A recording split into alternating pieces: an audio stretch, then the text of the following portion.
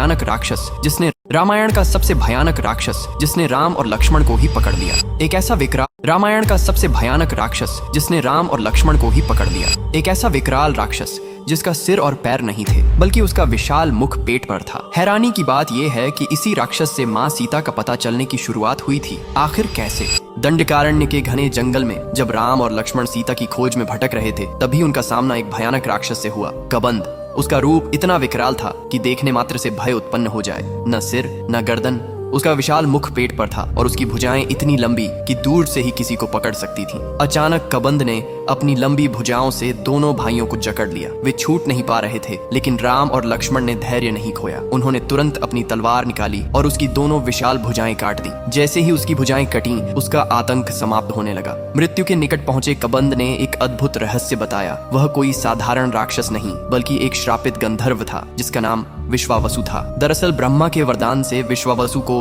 घमंड हो गया था और उसने इंद्र तक को चुनौती देकर ऋषियों का अपमान किया, जिस कारण ऋषि स्थूलशिरा ने उसे राक्षस बनने का श्राप दे दिया। उसी घमंड के परिणाम स्वरूप इंद्र ने वज्र से उसका शरीर विकृत कर दिया, जिससे उसका सिर और पैर धंस गए और पेट में ही उसका मुख बन गया। उसे वरदान मिला था कि जब श्री राम उसकी भुजाएं काटकर उसका दाह संस्कार करेंगे, तभी वह अपने असली दिव्य रूप में वापस आएगा। राम और लक्ष्मण ने उसके अंतिम संस्कार किए और जैसे ही अग्नि की लपटें उठीं, एक चमत्कार हुआ। वह विकराल राक्षस एक तेजस्वी गंधर्व रूप में प्रकट हो गया। अब वह आकाश में दिव्य रूप से चमक रहा था। उसने राम को धन्यवाद दिया और एक महत्वपूर्ण मार्गदर्शन दिया। आप पंपा सरोवर की ओर जाएं और वहां वानर राज सुग्रीव से मित्रता करें। वही आपको सीता तक पहुंचने में सहायता करेंगे। इसके बाद वह दिव्य लोक को चला गया और राम की यात्रा एक नए मोड़ पर बढ़ गई। जय श्री राम। रामायण का सबसे भयानक राक्षस